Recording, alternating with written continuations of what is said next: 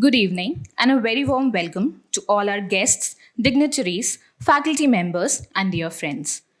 One of the secrets of life is to keep our intellectual curiosity acute. Keeping these true words in mind, I, Anushka Rastogi, And I, Miracle Rindani. on behalf of IIM Raipur, welcome you to IIM Raipur's intellectual series, Gyan Varsha, presenting the rock stars of India. This series brings together academia, industry, and purpose driven speakers in an informal, intellectual, and social environment.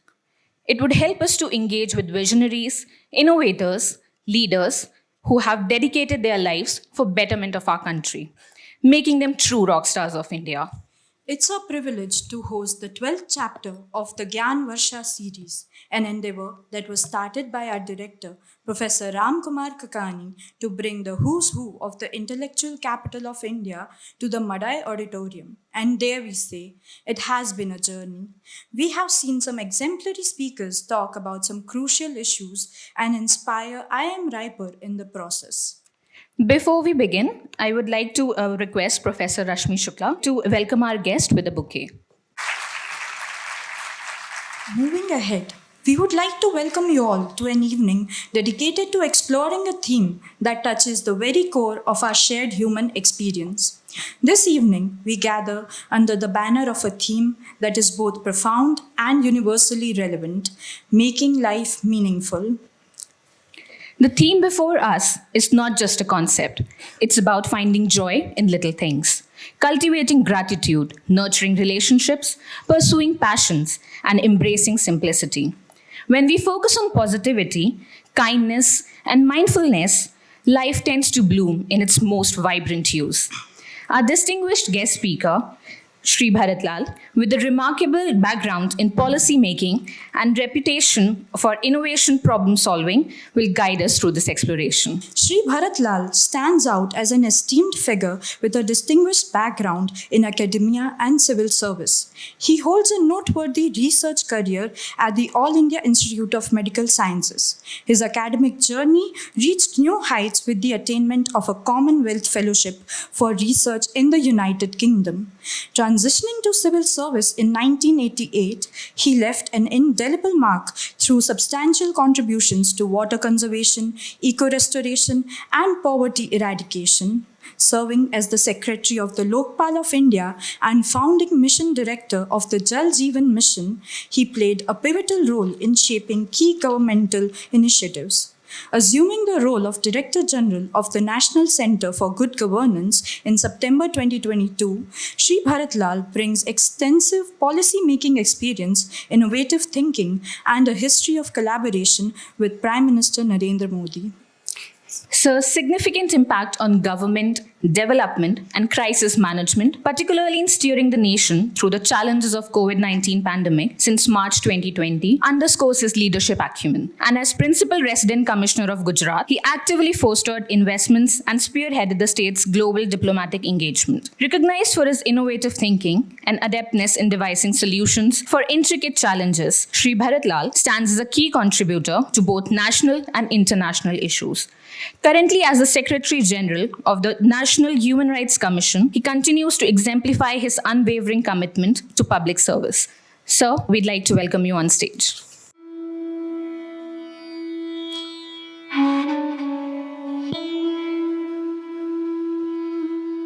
Very good evening to all of you. Let me first and foremost convey my sincere gratitude to your director and who brought me here. And as very aptly described, I was just came here that it was the calling of Ram, so I came as Bharat.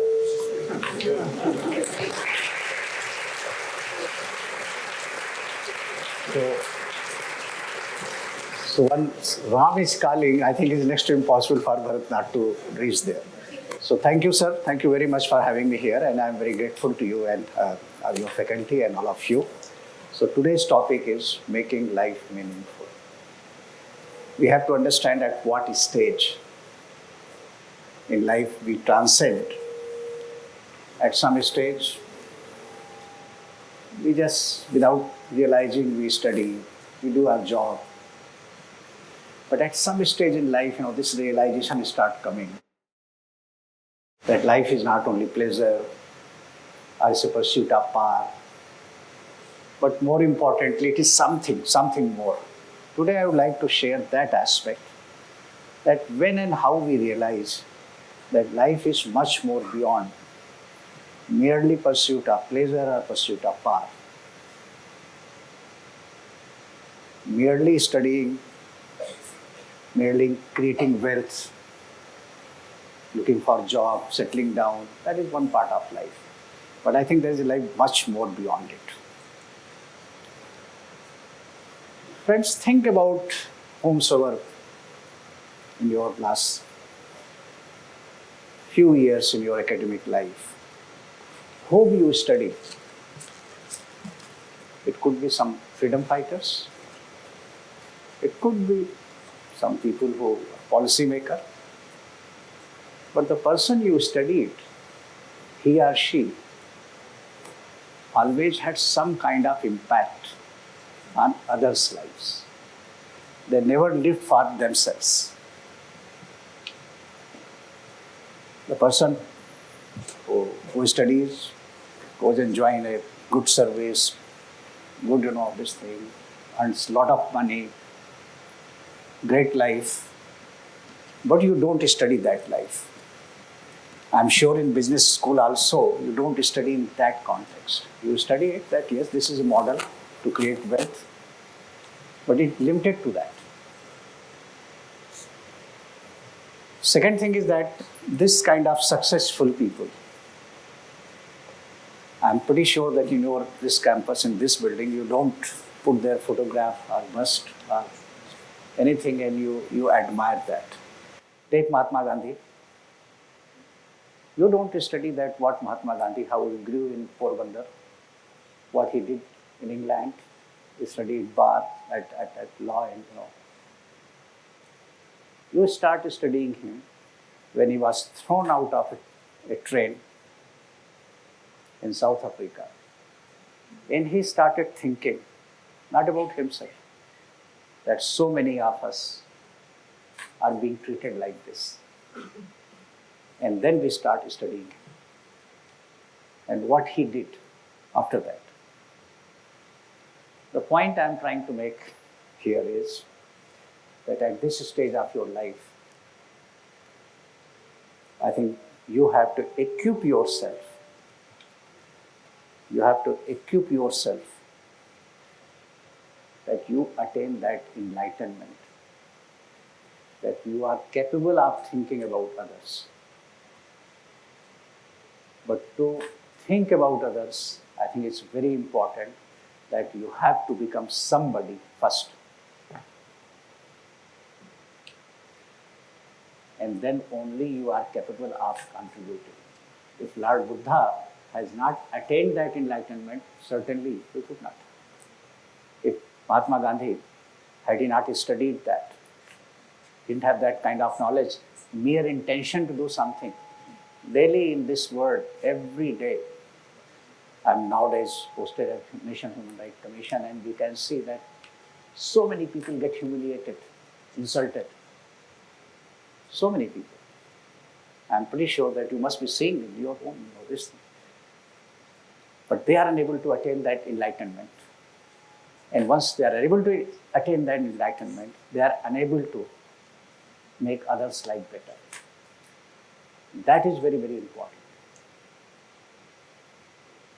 That part is very, very important. And if you see any public figure, now think about it, a country like ours.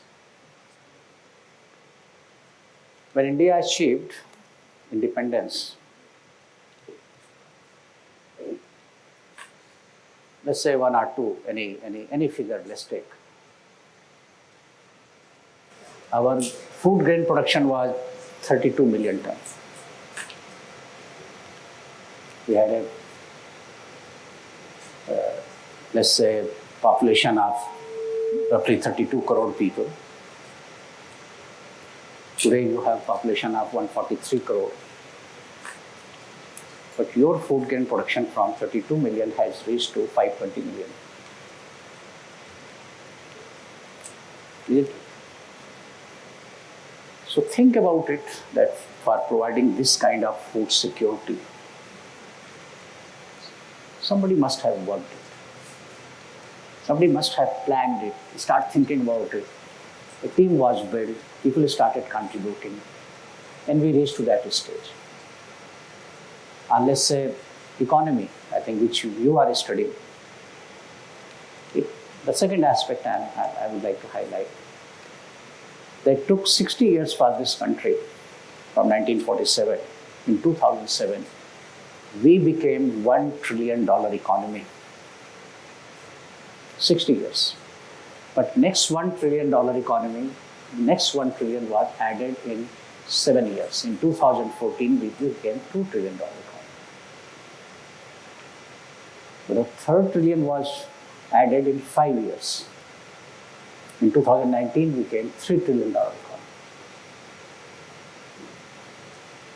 Well, because of COVID, because of some disruption. The plan was that by 2025, we should be $5 trillion economy, but we couldn't achieve that. But imagine if this country is growing with this speed and on this scale. It doesn't mean that people who are working, they are working for themselves. If they are working only for themselves, that wealth creation, that creation of opportunities, it cannot happen. It means merely just thinking about myself, about me, my family, no, it's not going to help us. And here comes what we call making life meaningful.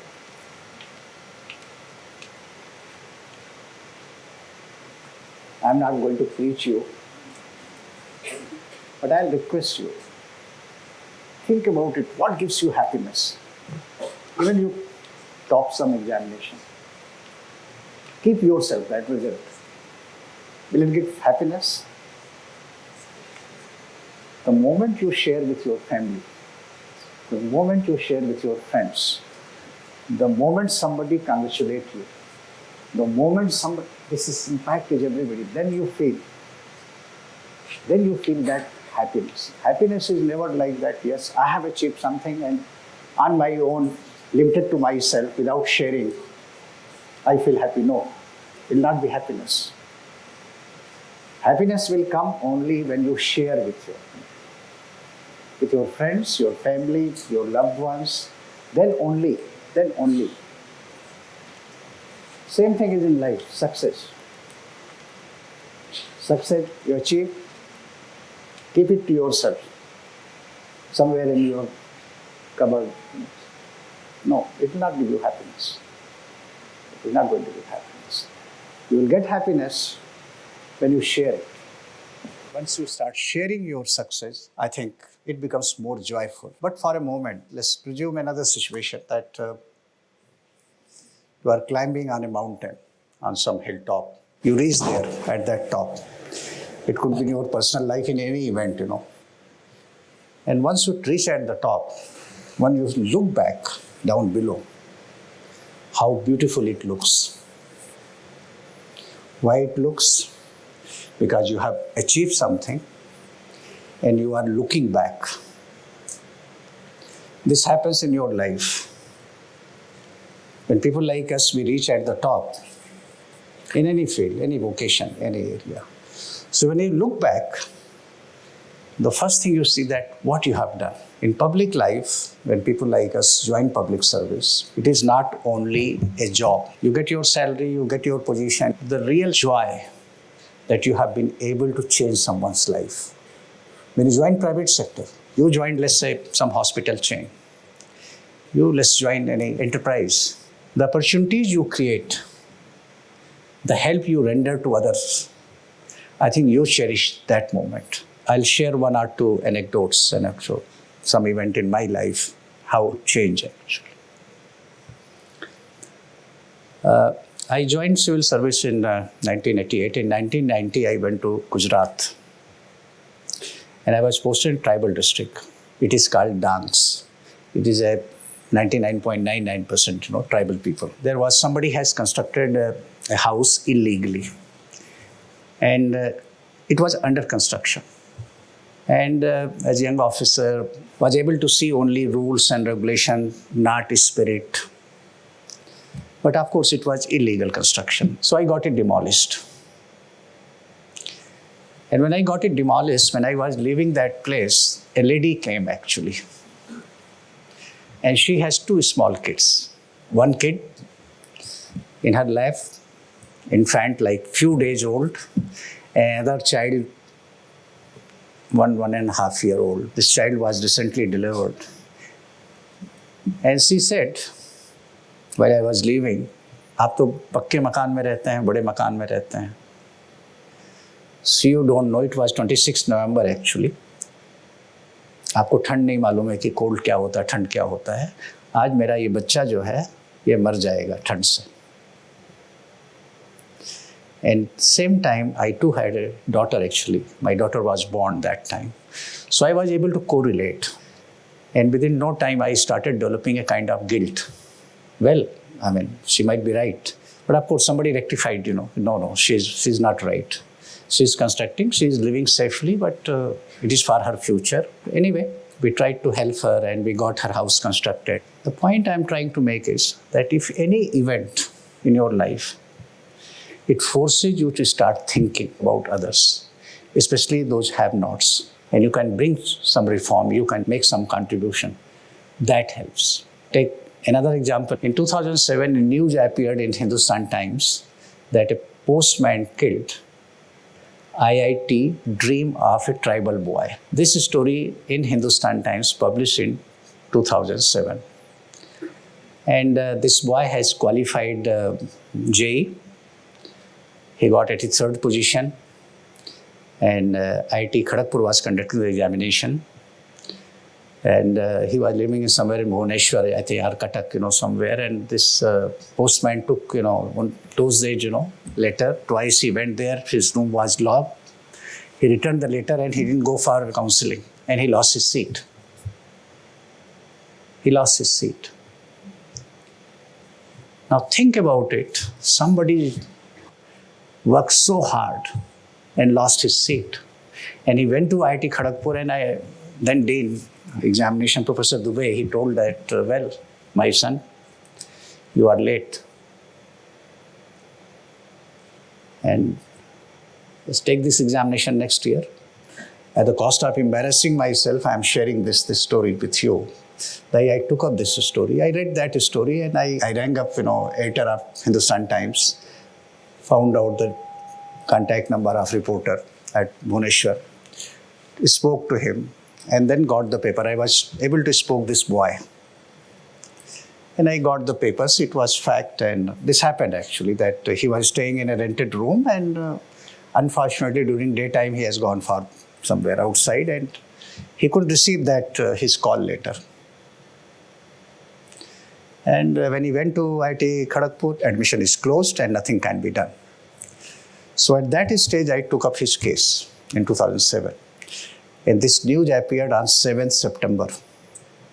So you can understand, in July, session had already started. And cut the story short, I took up this issue with National Commission for Scheduled Tribe, that some injustice has been done with this boy because it's the government department which was responsible for delivering this letter. Yes, he has made this mistake that he was not at home, but the punishment can't be so grave. And ultimately, the matter was taken up, and National Commission for Scheduled Tribe issued the letter to Ministry of Higher Education and Department of Post and Director IIT Kharagpur, and then meeting took place.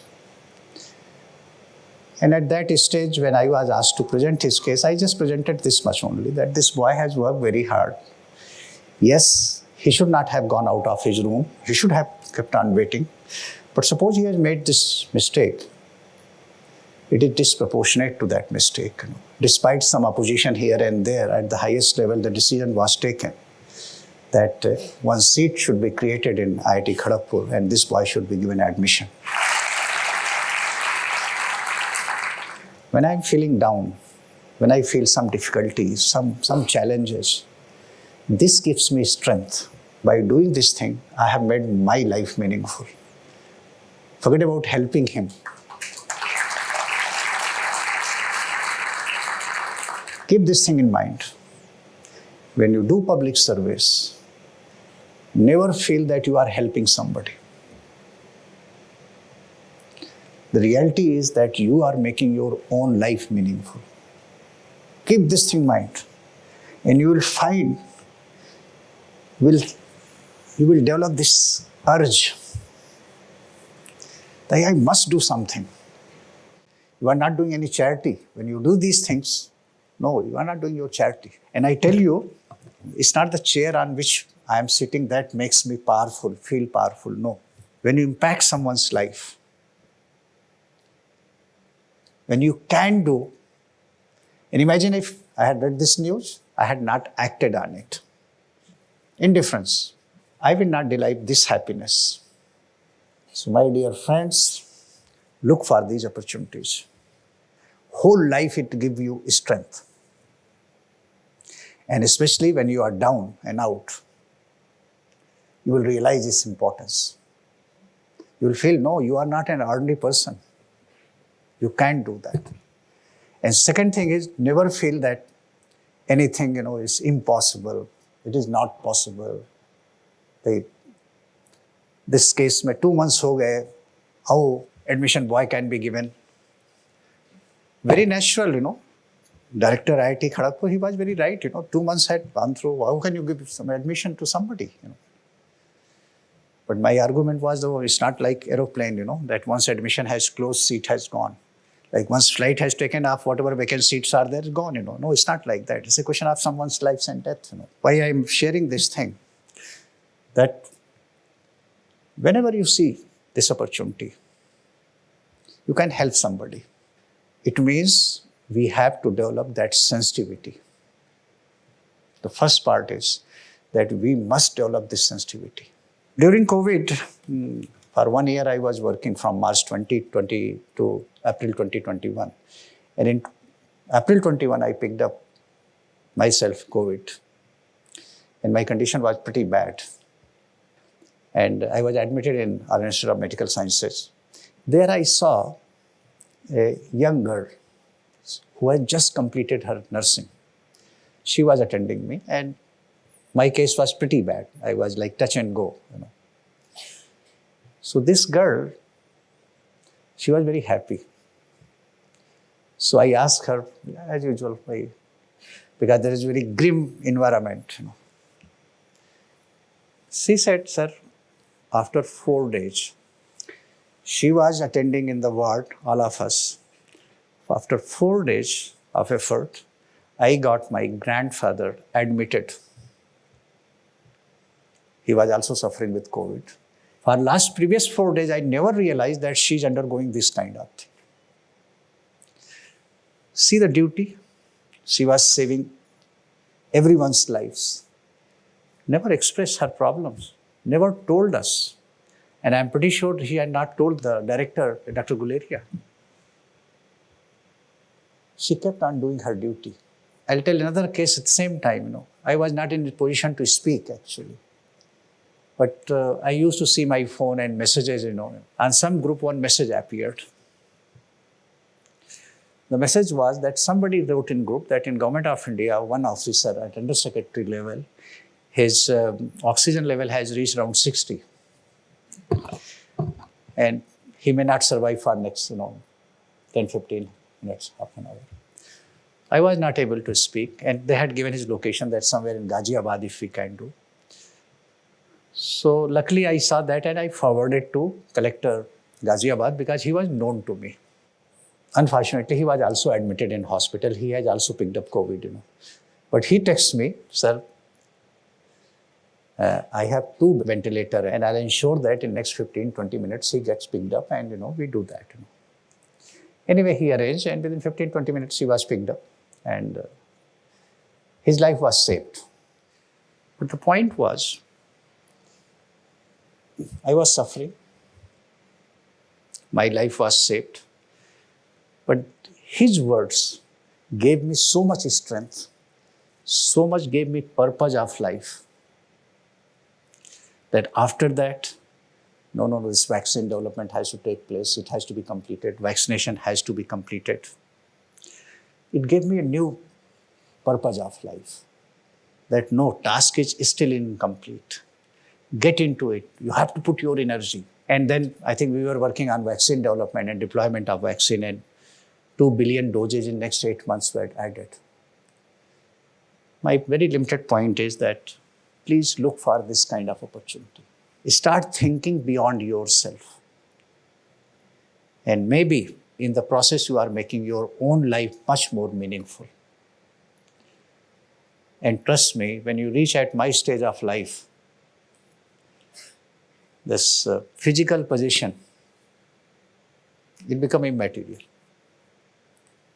Property, house, money, doesn't make much difference.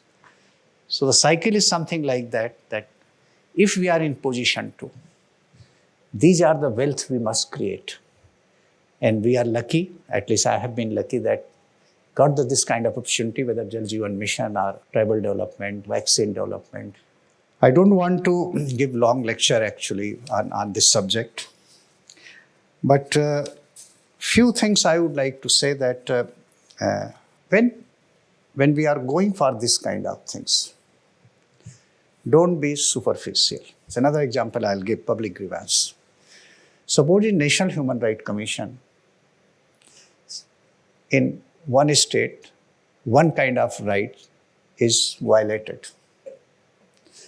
And you address that problem, get it resolved. But people like you and with your kind of education, it is not getting only that problem solved. The issue is going to next level. Why this problem is coming up? Why this problem is coming up in the all district, or month after month, why this problem is coming again and again. It means your job is systematic change. So the second important is that institutionalized systematic approach, not only one issue or one person. I think that is one area where we all have to work and we have to develop that, and which in your kind of education you are taught in and out, systems approach. Another thing I would like to speak about is that we have to be deliberate and we have to be thoughtful. That when we are taking up any issue or discussing any issue, we should not be only very superficial. Take recent example of what happened in Uttarakhand, rescuing of 41 workers who went there. They entered that those 10, 12 meters within 24 hours, they dig that thing. But they brought out those 41 persons. Imagine their self-esteem, the way it has gone, It was not money.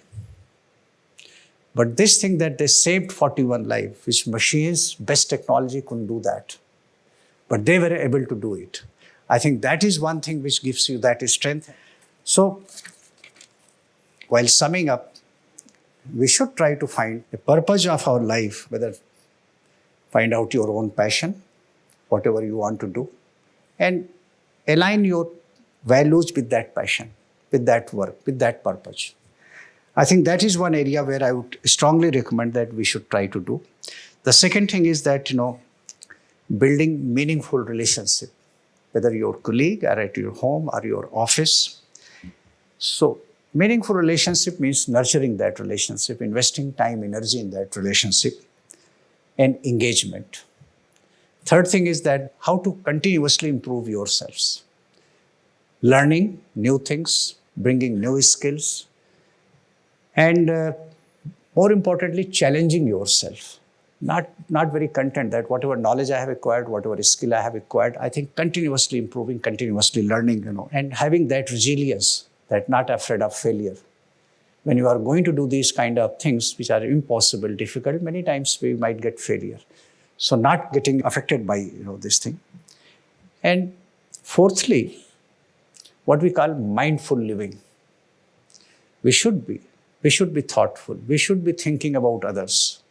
We should be trying to identify those challenges and those issues and developing that we are grateful.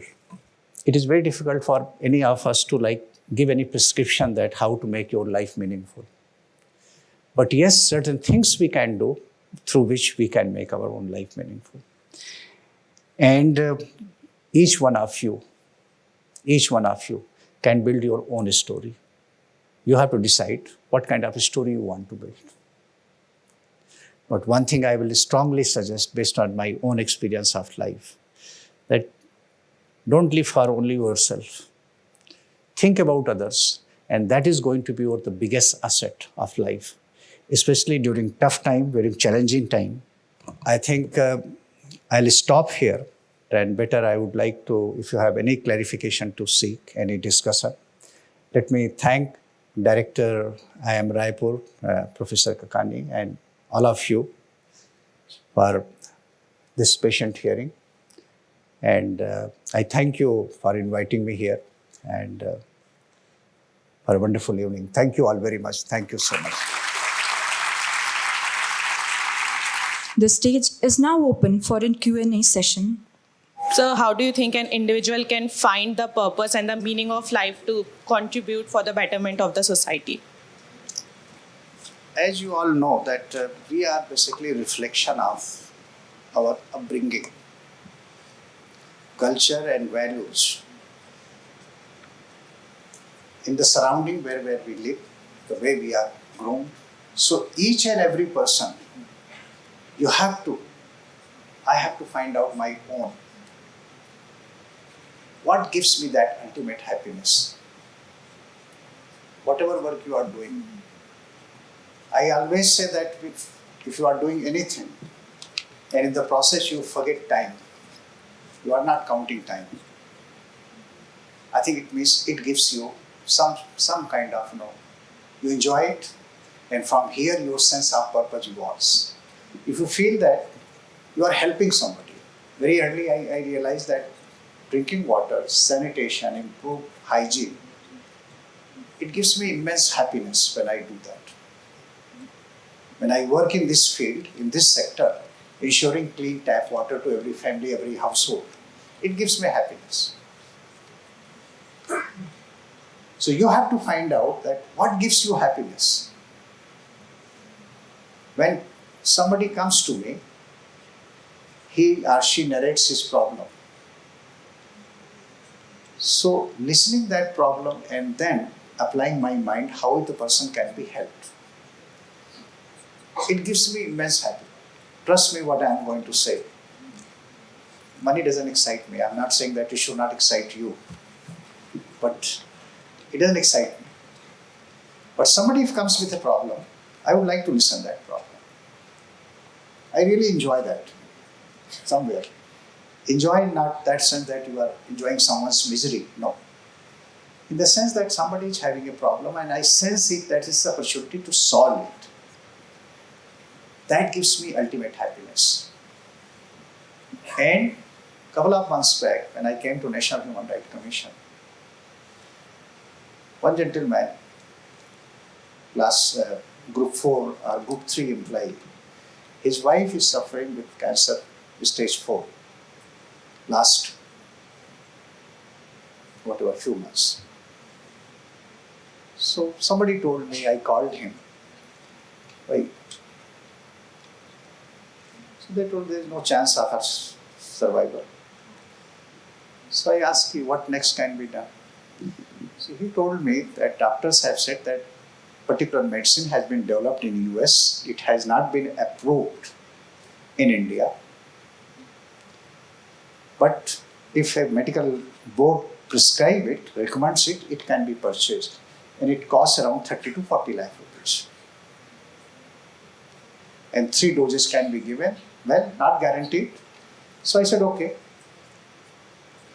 What I did, I picked up phone, spoke to health secretary, spoke to other people, arranged that, got the meeting convened, they recommended. Then it was that it can be imported from Germany or in UAE, but well, there was an issue that it cannot be brought at minus 40 degree temperature and all those things. Ultimately, we managed and this thing, and These 3 injections have been got, 1 injection has been given and 2 is good. Now, please understand, as a Secretary General of the institution, the file is coming, I sign it or approve it or disapprove it, it goes that. But once I did this job, it gives me happiness. Please understand what I am trying to say. I mean, few years back in SRC, this boy, he did internship with me and he wrote a paper. So I said, you send this paper. So he sent in East Asian Conference in Thailand. He was supposed to go to present his paper. Most foolish thing to do.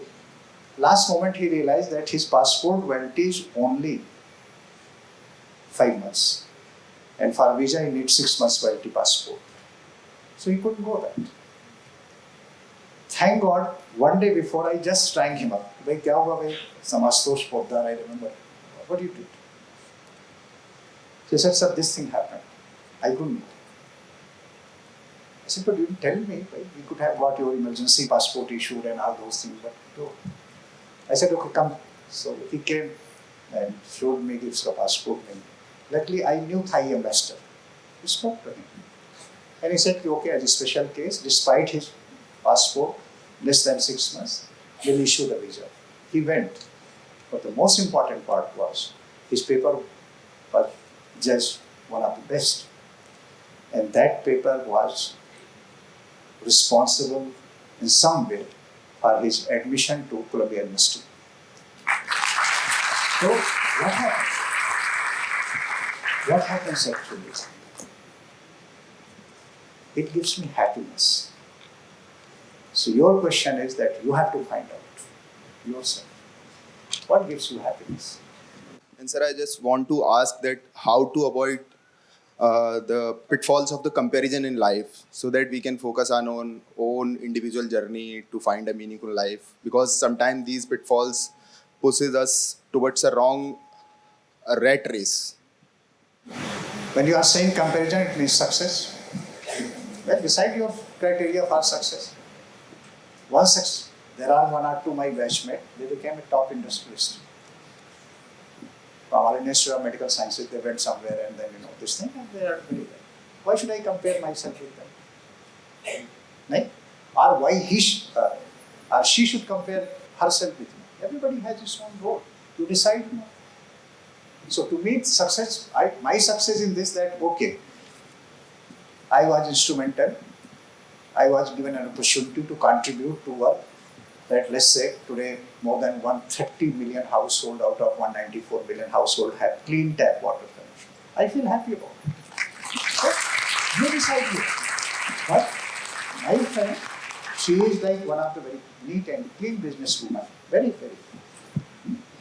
Created huge wealth. Why I should compare myself with her? So, my suggestion would be, don't compare with others. Don't compare with this thing. Decide your parameter that, well, in life, these are the parameters. And compare yourself with yourself only with those parameters, on those parameters. Where I have reached, where I'm going. So forget about it. It doesn't matter. After some few years, you realize it has no meaning. Suppose in Government of India, we have got 30, 40, 50 secretaries. Why we should compare? Tell me why I should compare. A very beautiful saying that when you start comparing, it is like onion, You keep on peeling it off to find the truth. You will find that 1 layer, 2 layer, every layer you remove, you have tears. And when you reach, well, there is nothing, a small rhizome. There is nothing to see that, Never forget. It will give you unhappiness, nothing else. Don't do that. The fear of being labeled a misandro. There are lots of people who require help all the time. And being at the Human Rights Commission, you must be receiving lots of requests. How do you prioritize whom to help and whom not? Please understand, in democratic society, governments, first thing is, take out from your mind, government is always working for the betterment of people. Government is not trying to trample the human rights. There could be some officials at some level because of ABCD reason people's human rights are violated. Somebody is taking bribe, it means bringing indignity to the person. So his or her, somebody is providing poor public services. So, or let's say custodial death or police encounter. So these things should be taken at three broadly. A, such matter. Freedom of speech, custodial death, encounters, all those various kind of rights actually, which has been guaranteed by the Constitution. Second most important part is quality of life. Clean tap water, access to health care, so many things. The third thing is that there are vulnerable groups. Transgender, traffic girls, destitutes, beggars, so many. So in a country like this, institutional arrangement, there is a national level, National Human Rights Commission, state level, State Human Rights Commission, some function duties are distributed. National Human Rights Commission, it does that, it doesn't put any kind of binding that in this format, with affidavit or this thing, anybody can make complaint with simple letter, email, online, whatever, this thing. And each has to be attended. There's nothing like prioritization. The prioritization has been done, that's in case of, if I am correct, in case of custodial death, judicial custody or in the police custody. If somebody dies, within 24 hours it should be reported to National Human Rights Commission. In case of encounter, in 48 hours.